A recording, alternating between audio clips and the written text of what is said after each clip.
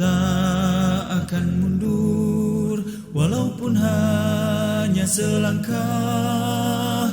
Rasul mulia sebagai pedoman, Quran dan Sunnah sebagai jalan hidup kami.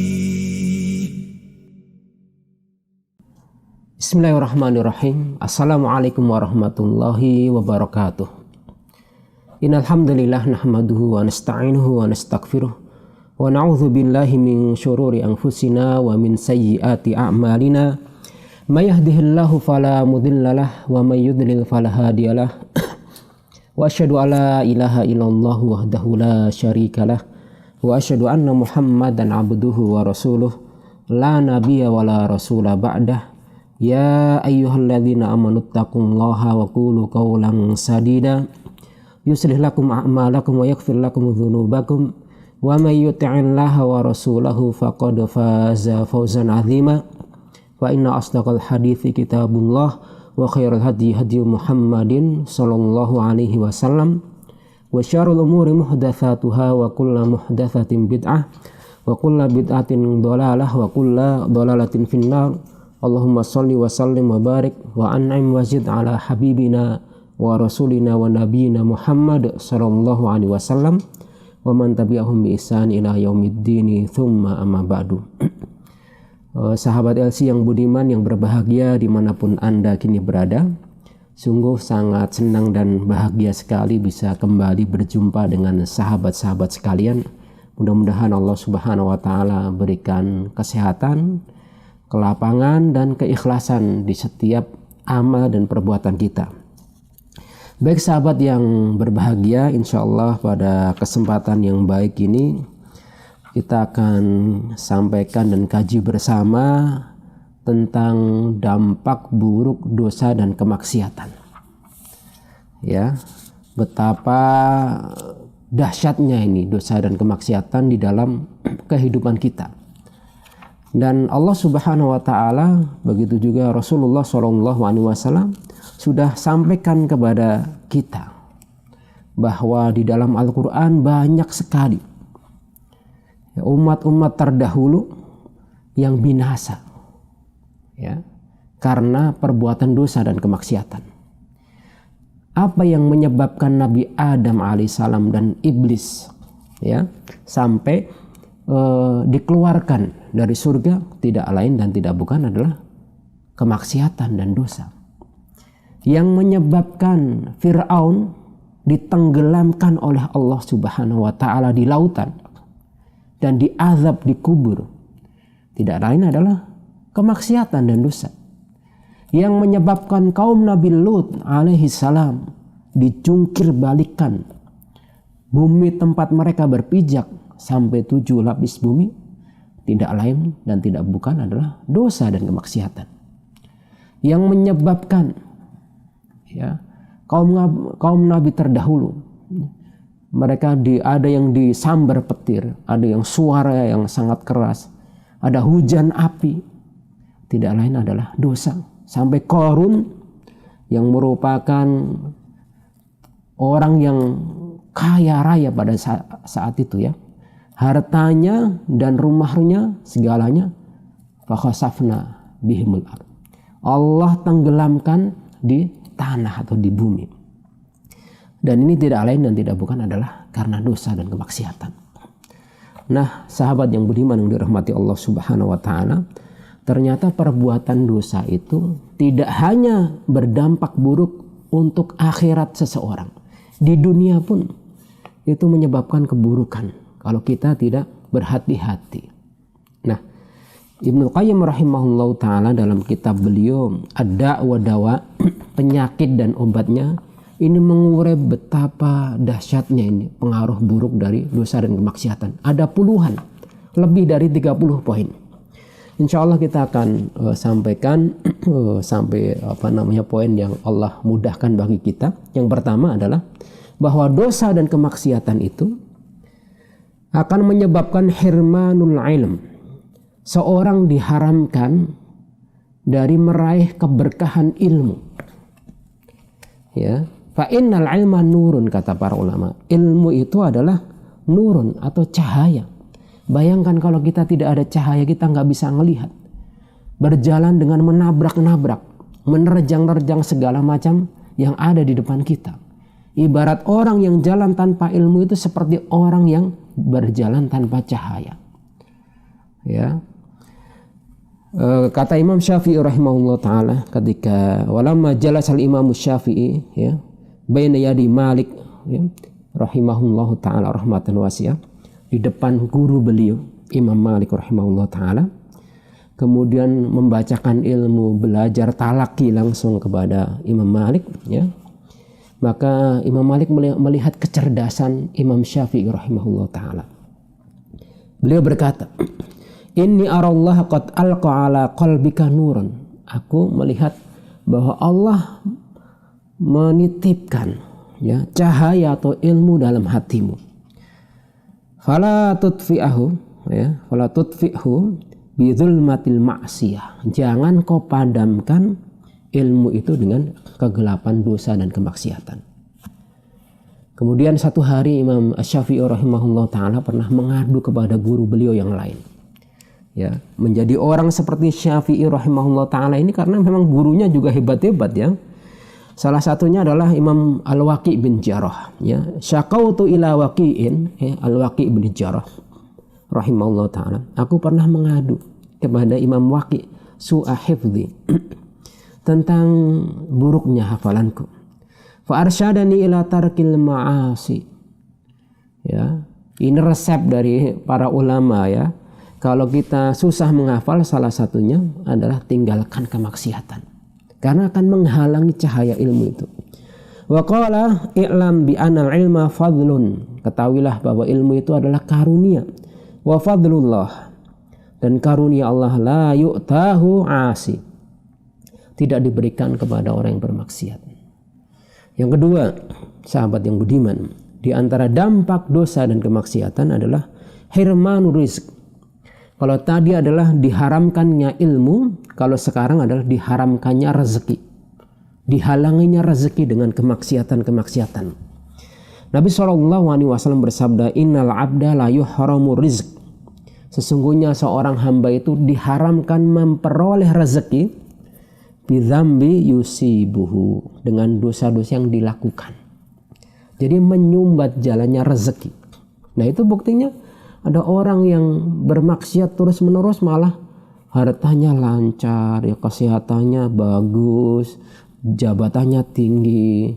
Nah, sahabat yang budiman, kita harus ingat ya bahwa rezeki yang berkah itu yang diridhai oleh Allah Subhanahu wa taala. Nabi SAW bersabda, "Idza ra'aita rajulan," kalau engkau melihat seseorang ya diberikan nikmat ya, wa huwa muqimun ala ma'asi, tapi dia ahli maksiat, fa'alam, ketahuilah bahwa itu istidraj ya. Jadi dibinasakan dengan kelezatan, dimanjakan dalam tanda kutip ya oleh Allah Subhanahu wa taala dengan fasilitas, kemudian dihancurkan. Ya, maka jangan tertipu dengan mereka kita. Jadi ilmu itu maksiat itu bisa menghalangi rezeki seseorang. Ibarat rezeki itu ada jalur air ya, seperti jalur air peralon misalnya ya. Kalau dengan berbuatan maksiat itu kadang tersumbat. Saluran air itu seringkali tersumbat. Ya, rezeki kita kadang juga sudah ada jalurnya, tapi ada hal-hal yang menyumbat. Makanya di antara yang memperlancar, memperluas rezeki adalah istighfar. Karena istighfar itu menggugurkan tadi dosa-dosa tadi. Kemudian yang ketiga, di antara dampak buruk dosa dan kemaksiatan, al-wahsyah, kebuasan. Allati tahsulu lahu bainahu wa bainan nas, yang dirasakan oleh pelaku dosa. Ya. Dan juga orang-orang di sekitarnya. Wala siyama ahlul khair minhum, terutama orang yang dia ahlu kebaikan. Para pelaku kebaikan merasakan ada kepuasan. Sifat perilaku, begitu juga jiwa dari orang yang senantiasa berbuat dosa ini.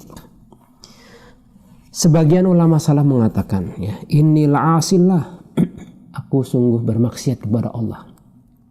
Fa'ara dzalika fi khalq, ya, fil khuluqi dabati wa muraati. Aku rasakan kemaksiatan itu pada perilaku tunggangan atau kendaraanku. Begitu juga istriku atau keluargaku. Nah ini sahabat yang budiman, kadang kemaksiatan yang kita lakukan itu berpengaruh.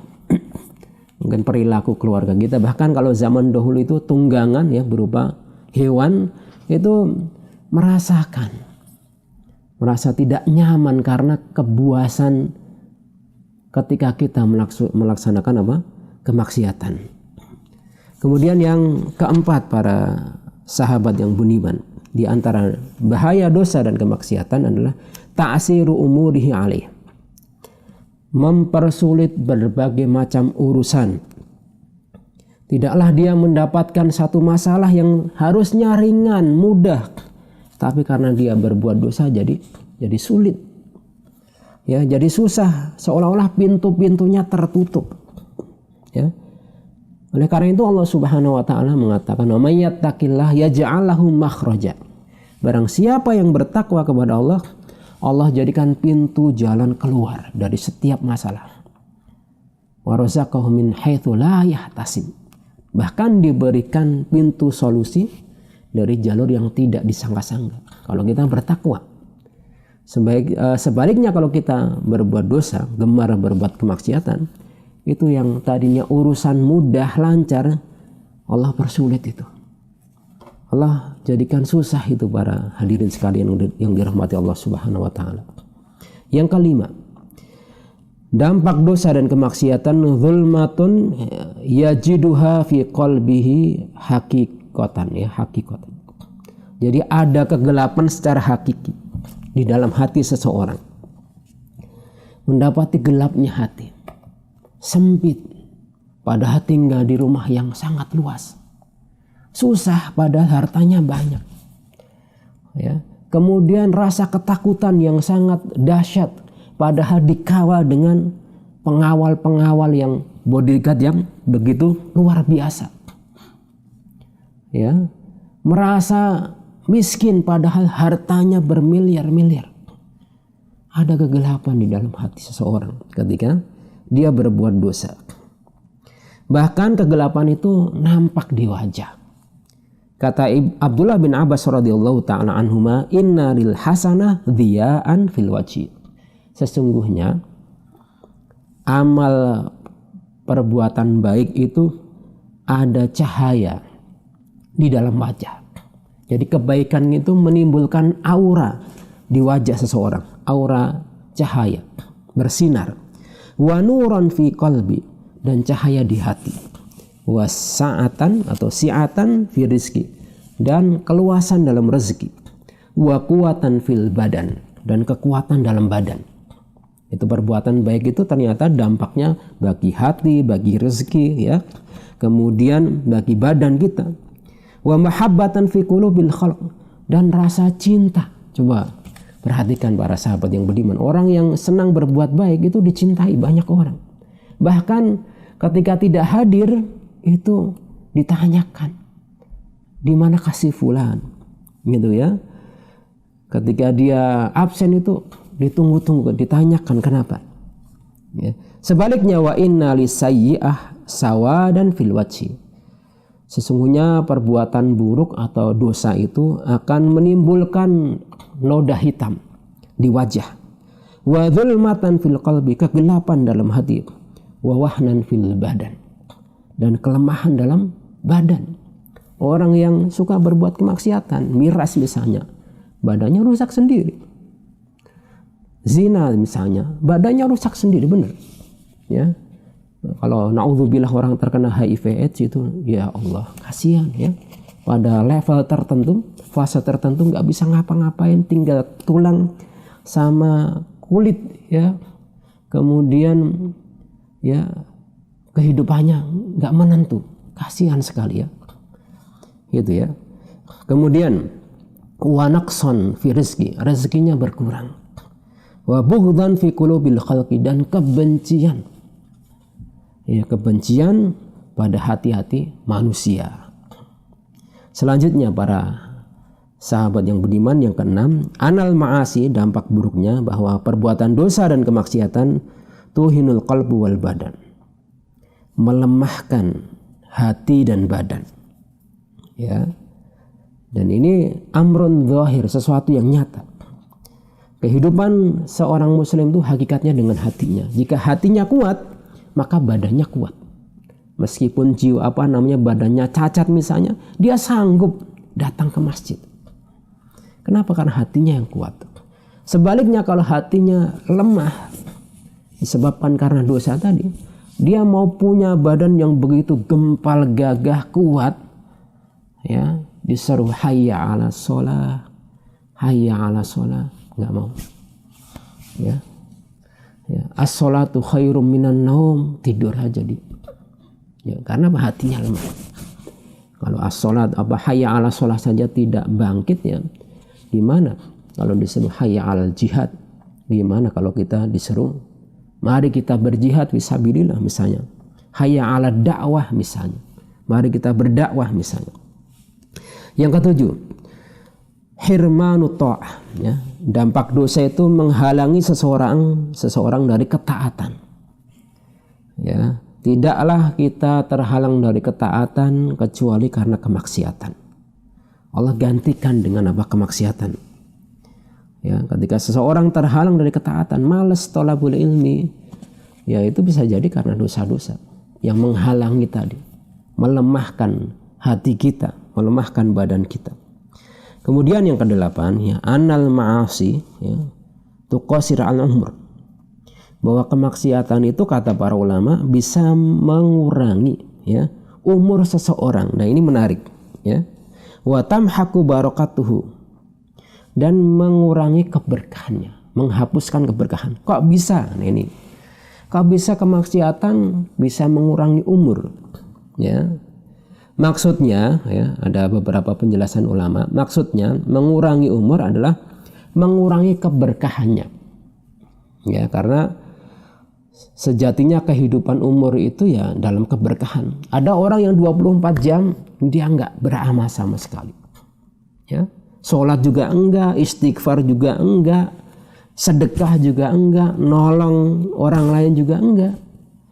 Ya, ada orang yang 24 jam sama waktunya, sholat 5 waktu, baca Quran, dakwah, bantu orang lain, ya, mengajarkan kebaikan. Jadi penuh dengan keberkahan. Yang kedua, ya, maksudnya adalah, ya, mengurangi secara hakikat. Karena yang dihitung di sisi Allah umur manusia itu yang taat. Jadi kalau misalnya kita umur misalnya 60 tahun katakanlah, ya. Kalau selama ini 20 tahunnya untuk kemaksiatan, 20 tahunnya untuk tidur, gitu kan, 8 jam setiap hari, hampir sepertiga dari waktu kita sehari semalam.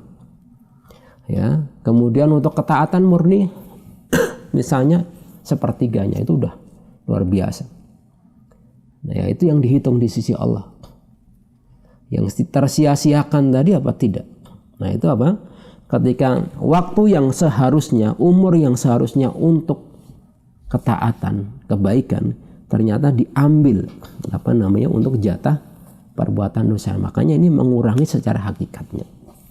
Nah, ala kulli hal, ya, sahabat yang beriman, ya, mari kita jauhi, ya, biar umur kita berkah. Yang kesembilan,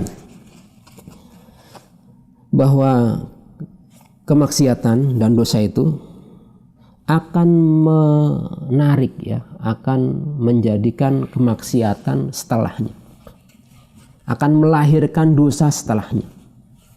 Perbuatan dosa akan melahirkan dosa setelahnya.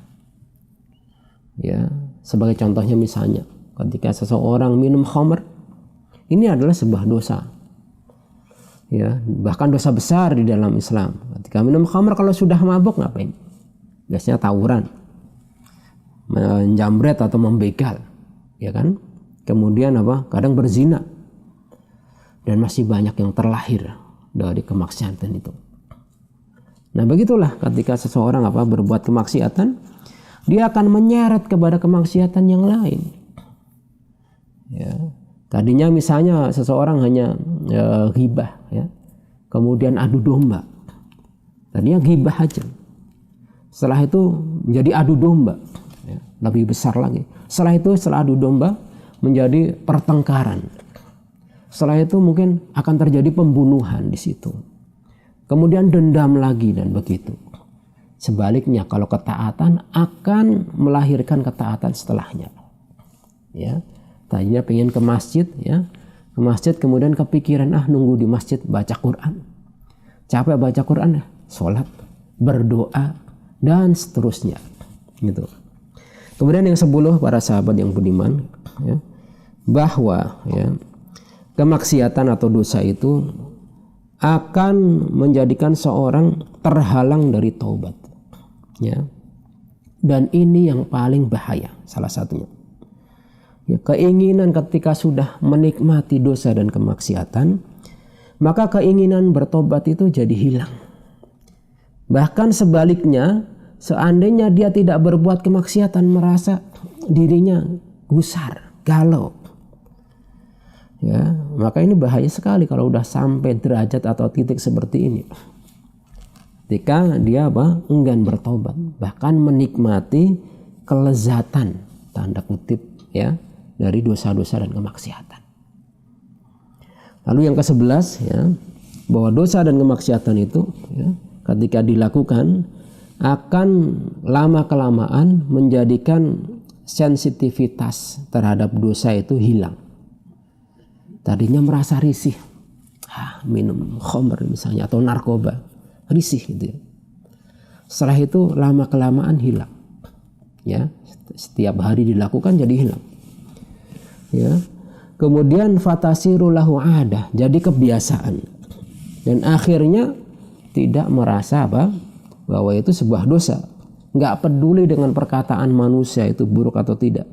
Bahkan urat malunya sudah putus. Nah ini bahaya.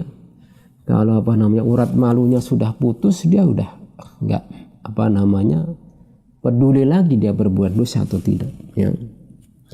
Kemudian selanjutnya, ya, bahwa annakula maksiat yang ke-12, ya, minal ma'asi, perbuatan dosa itu adalah warisan umat-umat yang dihancurkan oleh Allah Subhanahu wa taala. Berarti kalau kita membiasakan atau melakukan hal tersebut, kita sebenarnya akan mengulang sejarah mereka. Kalau dosa kaum Lut, yaitu homoseksual ini menjadi kebiasaan di sebuah masyarakat, hati-hati ini akan mengundang kemurkaan Allah Subhanahu wa taala. Karena apa? Kita mengambil warisan keburukan mereka. Gitu ya. Jadi berbahaya sekali itu. Begitu juga kalau seorang, ya, terbiasa misalnya dia menghalalkan yang diharamkan Allah Subhanahu wa taala. Ya, maka akan datang petaka-petaka seperti Bani Israel, ya, menentang nabi mereka, ya. Dan kita lihat Bani Israel itu banyak sekali ujiannya, ya. Ada yang diantara mereka dijadikan kera, kunu qiradatan khasi'in, ya. Ada yang benar-benar dijadikan kera, kata para ahli tafsir. Ya, ada juga yang mereka yatihuna fil ardi arba'ina sanah, tersesat di sebuah padang selama 40 tahun. Yatihuna fil ardi, bingung di situ. Ya. Bahkan, ya, ada banyak gitu, ya, mereka disuruh membunuh diri mereka sendiri pada saat itu, ya, untuk taubat mereka dan ujian-ujian yang lainnya. Yang ke-13, anal maksiyah sababun nihawan al-abdi, bahwa kemaksiatan itu menyebabkan kelemahan, kerendahan seorang hamba dan jatuhnya dari pandangan Allah. Ya, tidak diperhatikan Allah Subhanahu wa taala. Kalau kita punya orang tua, nggak diperhatiin sama orang tua, sama bapak, sama ibu, ya, gimana rasanya itu? Sama mungkin pasangan kita, nggak diperhatikan itu. Mau masuk rumah nggak peduli itu siapa, mau makan, mau tidur, mau terserah, gitu kan? Sakit rasanya hatinya, gitu kan? Dan ini ketika seorang senantiasa berbuat dosa, dia jatuh dari pandangan Allah. Makanya Allah cemburu ya ketika seorang hambanya itu berbuat dosa dan kemaksiatan. Yang ke-14, anal abdul la yazalu yartaqibu dzunub hatta yahuna ya alaihi wa yasghuru fi qalbihi. Semakin ya berbuat dosa, maka dia akan semakin meremehkan akibat dari dosa itu. Menganggap kecil, menganggap remeh. Satu dosa itu berbahaya. Ya, kalau sudah menganggap remeh satu dosa, makanya kata Nabi SAW, iyyakum wa muhaqqarat dzunub. Hati-hati dengan dosa-dosa yang kecil. Bukankah gunung itu terjadi karena tumpukan-tumpukan batu dan kerikil? Ya, dosa besar itu tidak serta-merta, tapi yang kecil-kecil dulu dibiasakan itu. Yang ke-15, para sahabat yang budiman ya, bahwa dosa dan kemaksiatan menyebabkan orang dicela. Ya, dicela oleh manusia, begitu juga hewan. Dalam sebuah athar ya dari Mujahid rahimahullah taala, innal bahaim tul'anu usah bani Adam idza istadda as-sanah wa umsikal matar. Sesungguhnya binatang-binatang ternak itu mereka melaknat manusia yang berbuat kemaksiatan ketika kemarau panjang. Ketika kemarau panjang ya, dan hujan ditahan oleh Allah Subhanahu wa taala, ini tidak lain karena kemaksiatan manusia. Kalau bukan karena hewan dan tumbuhan, Allah enggak menurunkan hujan. Ya, ini bahaya sekali ya ini. Kemudian yang ke-16 secara cepat ya, anal ma'siyah turihul. Kemaksiatan itu mewariskan kerendahan bagi hati dan jiwa kita. Ya, makanya ketaatan melahirkan kemuliaan. Maka tinggalkanlah dosa-dosa ya, yang bisa menyebabkan orang rendah di hadapan manusia, di hadapan Allah Subhanahu wa taala. Ke-17 ya, kemaksiatan itu bisa ya menyebabkan rusaknya akal. Ya, akal sehatnya jadi hilang. Meskipun dia pandai, dia cerdas ya, tapi ketika dia lebih mementingkan hawa nafsunya daripada akalnya, daripada akalnya, jelas akal itu melarang, tapi hawa nafsunya lama-lama rusak itu akal ya. Kemudian yang ke-18, mudah-mudahan sampai 20 ya, anadzunub idza takatharat ya taba ala qalbi sahibiha. Ketika dosa dan kemaksiatan itu menumpuk, dia akan menutup hati. Dia akan menutup hati. Bahkan itu seperti firman Allah Subhanahu wa taala, kalla bal rana ala qulubihim ma kanu yaksibun. Itulah penutup hati. Jadi ketika datang cahaya hidayah itu tertolak, tertutup. Kenapa? Karena dosa-dosa dan kemaksiatan. Ke-19, bahwa anadzunub ya tudkhilul 'abda tahta la'natu Rasulillah sallallahu alaihi wasallam. Bahwa dosa dan kemaksiatan itu dia mendapatkan laknat dari Rasulullah Shallallahu Alaihi Wasallam, seperti Rasul Shallallahu Alaihi Wasallam melaknat orang yang mentato dan minta ditato. Kemaksiatan berarti kan. Orang yang mencabut bulu alis dilaknat, la'ana ya. Kemudian la'ana sarik ya, pelaku pencurian. Kemudian peminum khamr dilaknat. Kemudian melaknat orang yang durhaka kepada orang tua. Kemudian melaknat orang yang laki-laki yang menyerupai wanita dan wanita menyerupai laki-laki. Melaknat orang yang menyembelih untuk selain Allah. Dan banyak lagi. Melaknat orang yang berbuat homoseksual. La'ana man amala qaumi Lut. Ya, jelas ya. Yang terakhir para sahabat yang budiman yang dirahmati Allah Subhanahu wa taala ya, mudah-mudahan bisa diteruskan ya nanti oleh sahabat sendiri, bahwa dosa itu menghilangkan rasa malu. Ya, kalau manusia sudah tidak ada rasa malu, apa bedanya dengan hewan atau binatang? Berbuat dosa dengan seenaknya, ya, nggak ada rasa malu sekali. Makanya hati-hati ya. Kata Nabi SAW, idza lam tastahi fasna ma syi'ta. Kalau engkau tidak malu, silahkan berbuat apa saja. Ya, berbuat apa saja. Artinya kalau perbuatan itu melanggar, ya, kemudian nggak ada rasa malu, nah ini urat malunya sudah putus ya, pertanda imannya itu ada yang rusak juga. Nah, ini sahabat yang budiman yang dirahmati Allah Subhanahu wa taala, beberapa dampak buruk dosa dan kemaksiatan. Memang kita manusia yang enggak lepas dari dosa dan kesalahan. Adapun yang sudah terlanjur ya, segera kita bertobat kepada Allah Subhanahu wa taala. Yang masih dilaksanakan segera putus. Ya. Kelezatan kemaksiatan itu enggak ada bandingnya dengan setetes atau setitik lezatnya ketaatan kepada Allah Subhanahu wa taala. Meskipun orang zina itu lezat pacaran, lezat riba, nikmat, enggak ada setetes kenikmatan dari ketaatan kepada Allah Subhanahu wa taala, ya. Nah, mudah-mudahan Allah Subhanahu wa taala jaga diri kita dari berbagai macam perbuatan dosa, dan kita mohon ya mudah-mudahan ketika kita lupa atau kita salah, kita dimaafkan oleh Allah Subhanahu wa taala. Demikian sahabat yang budiman, mudah-mudahan bisa bermanfaat. Kurang lebihnya mohon maaf.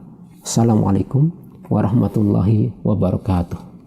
Tak akan mundur walaupun hanya selangkah.